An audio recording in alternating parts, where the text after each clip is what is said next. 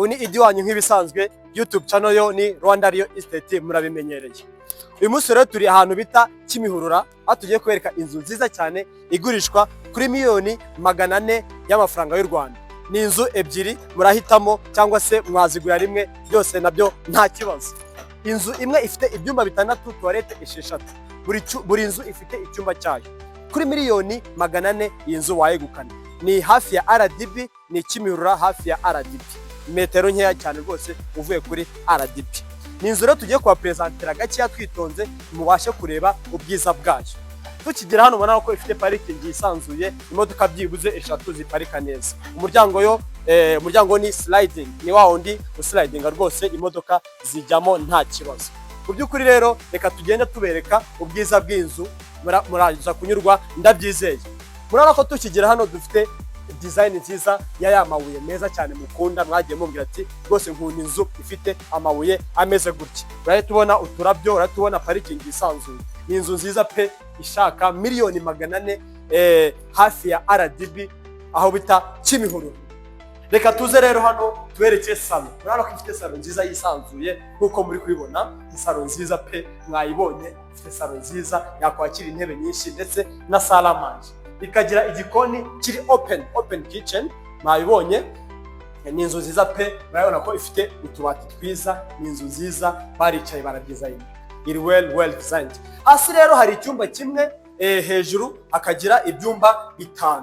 Tukiza hano murabona ko ari inzu ariko ifite icyumba cyiza mwakibonye. Ni icyumba cyiza rwose nakibatuye, ni icyumba kinini gifite ndetse n'utubati gira ngo muri kugenda mubibona nkuko turi kugenda tubibereka. Ukigera hano rero ko ufite inzugi nziza pe, ifite inzugi nziza bakoze neza, bakuye ahantu heza pe, inzugi nziza. Hanyuma iki cyumba nacyo kikagira toilette yacu, mwabibonye ko gifite toilette yacu kuko muri kugenda mubireba. Ni inzu nziza pe, ndayibatuye pe, inzu murayikunda ndabyizeye. Hanyuma tukivana hasi bitatuzamuka hano escalier gake twitonze kugira tubereka uburyo iyi nzu imeze. Ni inzu nziza ndabyizeye muri buyikunde. Hanyuma tukira kuri izi escalier urabona ko duhita tujya muri ibi byumba. Hano ikagira icyumba kimwe giki, turi kuza gutya gake urabona ko ifite icyumba cyiza, gifite n'utubati mwakibonye, ndetse ikagira na toilette yayo. Banyerekere toilette yayo dore ngiyi. Mwayibonye ifite inzugi nziza, mwabonye ko bagiye bakora inzugi nziza rwose pe, ikagira na toilette yisanzuye mwabibonye. Hanyuma rero tukiva ahangaha mu iki cyumba duhita tuhitira mu cyumba cya kabiri hejuru ariko yego. Hanyuma urabona ko ifite icyumba nacyo gifite bariko yacu mwayibonye, ifite bariko y'inyuma. Hanyuma ikagira nayo utubati twiza nkuko muri kugenda mubireba.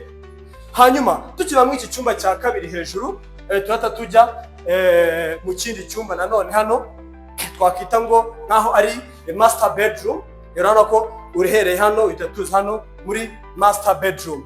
Master bedroom urayibona, ni master bedroom nini uko muri kubireba, ikagira n'utubati twayo, ni gypsum hose n'amatara meza ya spotlight. Urabona ko ari handi rwose abafite urumuri rw'isanzuye. Hanyuma iyi master bedroom ikagira naka balcony kayo muri kubibona. Nahangaha rwose hakwereka view, banyerekere view ya Gishushu, ni view nziza rwose pe nkuko muri kwibona. Hanyuma rero tukiza hano tukiva muri master bedroom numva ngo utuza muri toilette yayo nkuko muri kwibona. Ifite toilette nziza kandi isanzuye nkuko muri kwibona, ni ibintu byiza pe, aricaye arubaka. Inozo rwose ni nziza rwose ndayibatuye. Hanyuma tukiva ahangaha ikagira noneho tukazamuka hejuru. Twabwiye ko inzu yacu ifite ibyumba 6, toilette 6. Ngo master bedroom bayishyize kuri second floor. Master bedroom undi ijya kuri second floor. Yego. Hanyuma hasi tumaze kubona ibyumba 4. Tugiye none ku bindi byumba byo hejuru binini nabyo byo hejuru, aho bita kuri hejuru kuri rooftop. Rooftop naho hari ibyumba 2 nkuko muri kwibona, dore ngiyi ikagira ibyumba binini nabyo, ifite na n'utubati mwabibonye, ikagira na toilette nziza yibanyerekere. Dore ngiyi rwose ngiyi toilette, inzugi nziza cyane pe, barubatishije inzugi nziza cyane. Ndayibatuye iyi nzu rwose mwayigura. Hanyuma tukiva ahangaha duhita tuza noneho kuri ya rooftop noneho ngiyi rooftop nkuko muri kwibona, rooftop ifite view nziza, mwayibonye nziza cyane rwose. Ino nzu ni nziza kuri miliyoni 400, harimo n'ibiganiro. Iyi nzu wayegukana ikabi yawe. Hanyuma rero mudukurikire kuri Rwanda Real Estate ni YouTube channel, mubashe kugenda mureba amazu tubafitiye. Iyo udashimiye ngiyi tukwereka n'izindi tuba dufite properties nyinshi cyane. Mu by'ukuri rero murakoze, murakarama, mubashe kudufollowinga cyangwa se muna subscribing, muna commenting ndetse muna liking. Murakoze cyane, murakarama.